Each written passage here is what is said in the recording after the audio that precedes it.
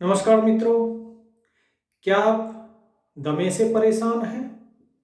क्या आप एलर्जी से परेशान हैं? क्या आप ब्रोंकाइल अस्थमा से परेशान हैं? क्या आप महंगी महंगी दवाइयां लेकर थक चुके हैं?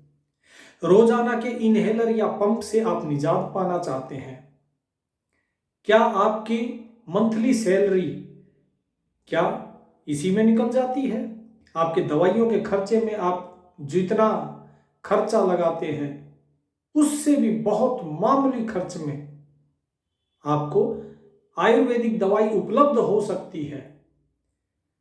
मुझे भी ये समस्या थी और मैंने भी इस समस्या से निजात पाई है। लोग कहते थे इसका कोई इलाज नहीं, लेकिन इलाज हुआ। लोग कहते थे कि ये जीवन भर रहेगा, अब जीवन भर ये फुसफुस लेके रहना। और फुसफुस मतलब इनहेलर। एक समय ऐसा आया था जब दिन में 3 इनहेलर मुझे 2-2 बार लेने पड़ते थे, यानी दिन में 6 बार मैं इनहेलर लेता था। ये समस्या होती है। जिसको भी दमे की या ब्रोंकाइल अस्थमा की, ब्रोंकाइटिक की या फिर ये एलर्जी की समस्या होती है, उसके लिए जीवन यापन करना कितना कठिन होता है वो मुझे पता है। आदमी कमजोर हो जाता है क्योंकि सांस बड़ी खींच खींच कर आती है। बहुत परेशान होता है व्यक्ति, पसीने में तरबतर रहता है। जितना भोजन करता है उस शरीर को लगता नहीं, क्योंकि पूरी ऊर्जा तो सिर्फ सांस खींचने में लग जाती है। तो आज हम आपके लिए जो लेकर आए हैं दवा, उस दवा की कीमत इतनी कम है कि आप एक बार में अगर जाते हैं कहीं होटल पे खाना खा के आते अपने परिवार के साथ, किसी सामान्य से ढाबे पर भी जाके खाना खा के आते हैं, उतने में तो आपकी पूरे महीने की दवाई आ जाएगी, बल्कि उससे भी आधी कीमत में। तो ये दवा क्या है? इस दवा के साथ आपको कुछ परहेज करने होंगे। वो परहेज क्या है? कुछ प्राणायाम, वो सारी चीजें आज हम बताएंगे। तो सबसे पहले जानते हैं इसका कारण, कि इसका कारण क्या है। तो जो दमा होता है या फिर ब्रोंकाइल अस्थमा, ब्रोंकाइटिस, या फिर जो एलर्जी है सांस की, ये किस कारण होती है? सबसे पहले शुरुआत होती है इसकी सांस की एलर्जी के साथ। आप सांस लेते हैं, सांस लेते समय कहीं धूल हुई तो छींके आ गई, कहीं घास जल रही है तब छींके आ गई, फसल सूखी हुई है वहां पे छींके आ गई, फूलों की गंध है तो छींक आ गई, खुशबू है अगरबत्ती की तो छींक आ गई, बीड़ी सिगरेट कोई पी रहा है तो छींके आ गई। आप मौसम बदलता है तब छींकने लगते हो, दौड़ दौड़ कर उसके बाद जब रुकते हो तो तब छींकने लगते हो। तो ये जो छींके हैं, इस छींक से शुरुआत होती है, ये एलर्जी की निशानी है और इसी से शुरुआत होती है ब्रोंकाइटिस। तो ये एलर्जी क्या है? जो आपकी नॉस्ट्रिल्स हैं, जो नासिका है, इसकी जो सूंघने की क्षमता है, ये बहुत ही संवेदनशील हो जाती है। आपको ऐसा लगेगा कोई चीज अंदर आई है नाक में, जबकि कुछ नहीं होता है। बहुत बारीक सी चीज कोई आती है जो सामान्य लोगों के लिए आम होती है, लेकिन आपके लिए वो आम नहीं है। आपका शरीर कहता है कि ये कोई गलत चीज आ गई है, इसको बाहर निकालना है, तो छींके आती हैं ताकि नाक से पानी बहे, उसके साथ वो निकल जाए। लेकिन जब ये चीज ज्यादा हो जाती है तो आपकी जो नली है श्वास की, इसमें सूजन आना शुरू होती है। और जब सूजन आना शुरू होती है तो उसको कहते हैं ब्रोंकाइटिस। इसके बाद फिर आप कुछ भी धुआं आया या किसी भी चीज से, बहुत से लोग हैं जो बीड़ी पीते हैं, सिगरेट पीते हैं, उसके कारण धीरे धीरे आपके फेफड़े और आपकी जो नली है श्वास की, उसमें सूजन आती है, जो दमे का कारण होता है।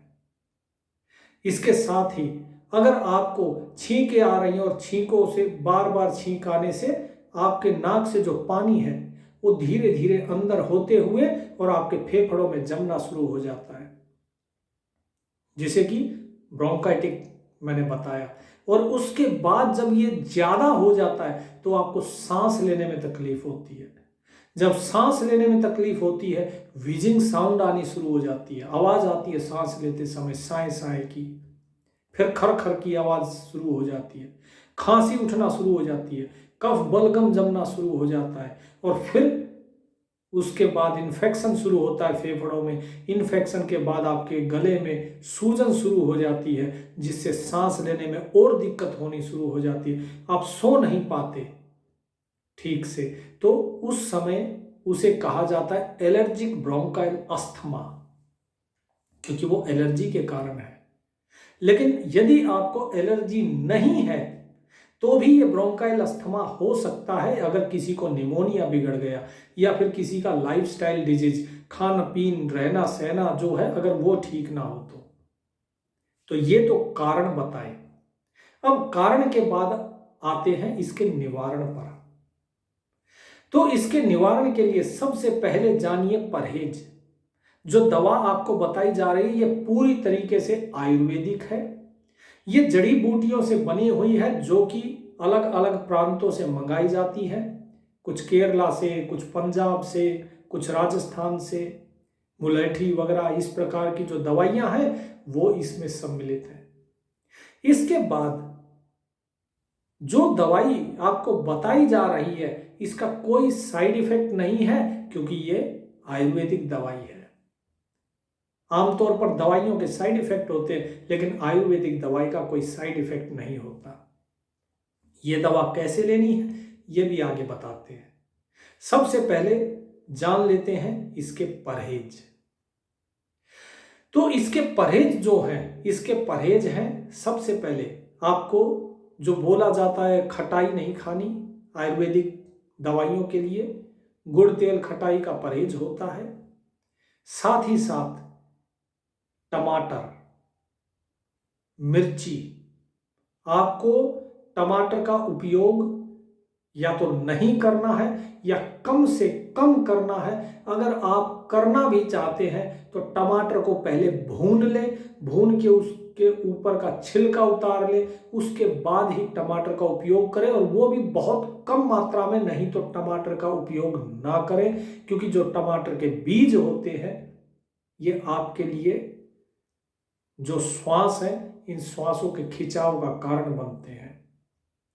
दूसरी चीज, हरी मिर्च नहीं खानी। लोगों को तीखा खाने की आदत होती है, नहीं खानी मिर्ची। मिर्ची अगर खाएंगे आपकी श्वास की नली में सूजन पैदा करेगी। अगली चीज है अंडा, मांस, मछली, दारू, बीड़ी, सिगरेट और भी जो भी ऐसी चीजें हैं, तंबाकू वगैरह की, जो इस शरीर में कारण बनती हैं इस दमे का, ब्रोंकाइटिक का, वो आपको नहीं करना है उनका सेवन। इसके बाद अगली चीज आती है दाल। दालों में जो चने की दाल है और अरहर की दाल है, इसका कोशिश कीजिएगा कि इसका सेवन ना करें। लौकी, लौकी वैसे तो बहुत गुणकारी होती है, लेकिन इस बीमारी के लिए लौकी गुणकारी नहीं है, आप लौकी का सेवन ना करें। इसके बाद अगली चीज है कि आपको जो भोजन आप करेंगे उस भोजन को आपको सोने से 1.5 से 2 घंटा पहले कर लेना है। यदि आप रात को 10 बजे सोते हैं तो 8:30 बजे तक आपको भोजन कर लेना है, उसके बाद नहीं। कोशिश कीजिए कि जल्दी से जल्दी आप भोजन करें, ताकि आपके पास ज़्यादा से ज़्यादा समय रहे सोने और भोजन करने के बीच में। क्योंकि जैसे ही आप भोजन करके, बहुत से लोगों की आदत होती है तुरंत सो जाने की। एक स्वस्थ व्यक्ति को भी भोजन करके तुरंत नहीं सोना चाहिए, क्योंकि इससे क्या होता है, इससे आपके जो श्वास की नली है इसमें सूजन आती है, ब्रोंकाइटिक का कारण बनता है ये। और जो लोग कहते हैं कि भोजन करके थोड़ा घूमना चाहिए, घूमना नहीं है, आपको वज्रासन में बैठना है। भोजन करने के बाद आपको वज्रासन में बैठना है। वज्रासन में बैठिए करीब 15 से 20 मिनट। उसके बाद आप जो है फिर कहीं टहल सकते हैं। दोपहर में जब आप भोजन करते हैं तो दोपहर में भोजन करने के बाद आपको सोना नहीं है। यदि आप सोना भी चाहते हैं तो कम से कम 1.5 से 2 घंटे के बाद आप सो सकते हैं, लेकिन वो भी केवल 10 से 15 मिनट के लिए, इससे ज्यादा नहीं। ये इसलिए बता रहा हूं, ये वो जो हमारे लाइफस्टाइल है जिसके कारण हम बीमारियों के शिकार होते हैं, खासकर ब्रोंकाइटिक और एलर्जी के। इसके बाद ये सब तो हो गए परहेज, जिसमें मैंने बताया अंडा, मांस, मच्छी, मदिरा और रम विस्की। कुछ लोग बोलते हैं कि ये ले लेने चाहिए, नहीं लेना, पहले बता रहा हूं। ऐसी भ्रांतियों में ना पड़े कि इससे कोई लाभ होता है, इससे लाभ नहीं, इससे वापस हानि होती है आपकी। तो इन चीजों को ना ले। इसके साथ साथ आपको ज्यादा से ज्यादा, जब आप दवाई लेंगे केवल तब, मैं फिर दोहरा रहा हूं इस बात को, जब आप दवाई लेंगे तब आपको ज्यादा से ज्यादा मात्रा में छाछ का सेवन करना है। जैसे आप 3 वक्त भोजन करते हैं तो तीनों वक्त आप छाछ लीजिए। रात्रि को आप दूध ले सकते हैं, लेकिन आप छाछ का सेवन करें दिन में 3 बार 4 बार अगर हो सके छाछ पीजिए। क्योंकि ये जो दवाई है ये गर्म करती है और गर्मी पैदा करती है, जिसके लिए आपको छाछ जरूरी है। तो छाछ का सेवन करें। सुबह और शाम को जो है आपको भोजन कैसे करना है कि रात के समय आप सोते समय दूध नहीं लेंगे। आपको दूध क्या करना है, जब भोजन किया, भोजन करने के आधा घंटे बाद आप दूध ले सकते हैं रात को, क्योंकि सोते समय आपको दवा लेनी है, इसीलिए भोजन के आधे घंटे बाद आप दूध ले सकते हैं। इसके साथ साथ ये तो हो गए आपको जो परहेज बताए वे। अब आते हैं कि आपको दवा के अलावा, आप अगर खाली दवा लेंगे तो भी स्वस्थ हो जाएंगे, लेकिन समय ज्यादा लगता है। लेकिन एक तो होता है कि हम बाहर से दवा ले रहे हैं तब हम स्वस्थ हो रहे हैं, और एक होता है कि हम स्वयं अपने शरीर को जो है इतना मजबूत बना रहे हैं कि आगे भविष्य में बीमारी ना रहे। उसके लिए जो मेरा स्वयं का अनुभव है उससे बताता हूं। आपको 15 मिनट भस्त्री का प्राणायाम करना है और 15 मिनट आपको अनुलोम विलोम करना है। अनुलोम विलोम भस्त्री का बाबा रामदेव जी बड़े अच्छे से करवाते हैं, आस्था चैनल पे आपको करते हुए मिल जाएंगे, तो वो आप कीजिए। 15 मिनट अनुलोम विलोम, 15 मिनट भस्त्री का और 15 ही मिनट कपालभाति, 45 मिनट। धीरे धीरे 5 मिनट से शुरू कीजिए, 5 मिनट एक को दीजिए, उसके बाद धीरे धीरे इस चीज को बढ़ाइए। शरीर आपका है, स्वस्थ आपको रहना है, तो थोड़ा बहुत तो परिश्रम करना पड़ेगा। तो ये हो गया। जो स्वस्थ लोग हैं, जिन्हें हल्की फुल्की ये तकलीफ है, रोजाना व्यायाम कीजिए, शरीर को गर्म रखने की कोशिश कीजिए। शरीर गर्म रहेगा तो स्वस्थ रहेंगे। अब आते हैं दवाई पर कि ये दवाई क्या है। तो इस दवा के अंदर आपको 30 पुड़िया दी जाती हैं। ये 30 पुड़िया आपको रात के समय लेनी होती हैं, और इसके साथ साथ एक पेस्ट रहेगा। ये ब्राउन ब्लैक कलर का एक पेस्ट रहता है। इस पेस्ट में आपको क्या करना है, ये पेस्ट लेना होता है सुबह सुबह खाली पेट गर्म दूध के साथ, लगभग आधा गिलास गर्म दूध और उसके साथ ये पेस्ट। कैसे, ये जो पुड़िया आएंगी इन्हें गिन लीजिए। ये लगभग 30 पुड़िया होती हैं। 1 महीने की ये दवा होती है, और इस 1 महीने की दवा में 30 पुड़िया है, तो आप इसकी 30 छोटी छोटी गोलियां बना लीजिए बराबर। एक गोली आपको प्रतिदिन सुबह खाली पेट लेनी है, और ये दूध के साथ लेनी है खाली पेट, और जो ये पुड़िया है इसके अंदर पाउडर होता है। ये पाउडर जो है ये आपको रात को सोते समय हल्के गुनगुने पानी के साथ लेना है। हल्के गुनगुने पानी के साथ इसको लीजिए और इस दवा का सेवन आपको लगभग 3 महीने तक करना है। 3 महीने तक आप इसका सेवन करेंगे एकदम भले चंगे हो जाएंगे। बहुत से लोग गलती करते हैं, जो गलती मैंने करी थी मैं अपने अनुभव से बता रहा हूं।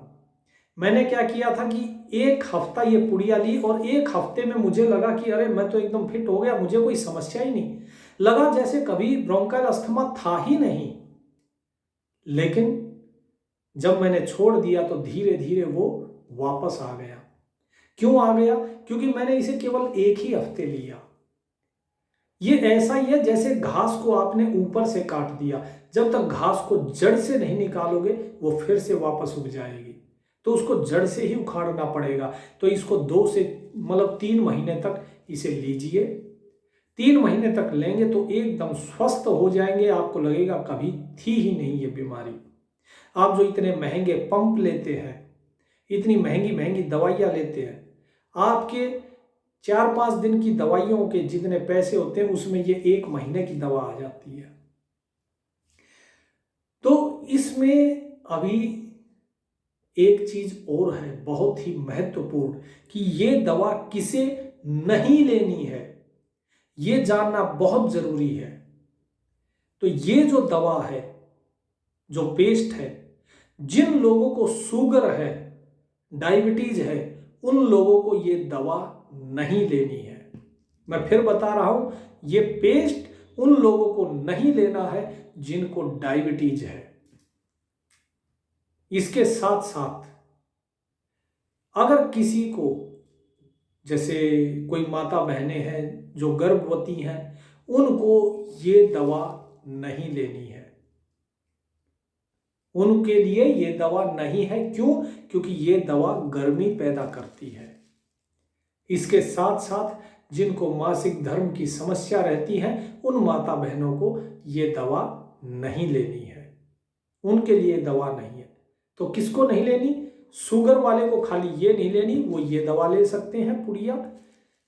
लेकिन जो माता बहनें जिन्हें गर्भ है या फिर जिन्हें मासिक धर्म की समस्या है, वो ये दवाइयाँ नहीं लेंगे। तो ये मैं पहले बता देता हूँ बार बार।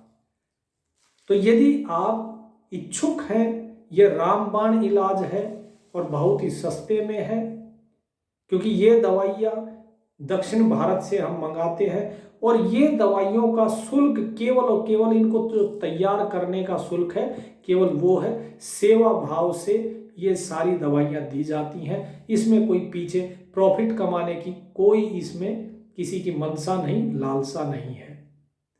आप क्योंकि दक्षिण भारत से ये मंगाई जाती है, भाषा को समझने में आपको दिक्कत होगी, इसीलिए मैंने आप लोगों को ये वीडियो के माध्यम से बताया है। जिस किसी को भी इसकी ज़रूरत हो वो नीचे दिए गए नंबर पे संपर्क कर सकता है। आपको पता पूरा बता दिया जाएगा। उस पते पर आप गूगल पे कर दीजिए उस नंबर पे, या फिर आप जो है उस पते पर मनी ऑर्डर कर दीजिए, वहां से आपको दवाई आपके एड्रेस पे भेज दी जाएगी।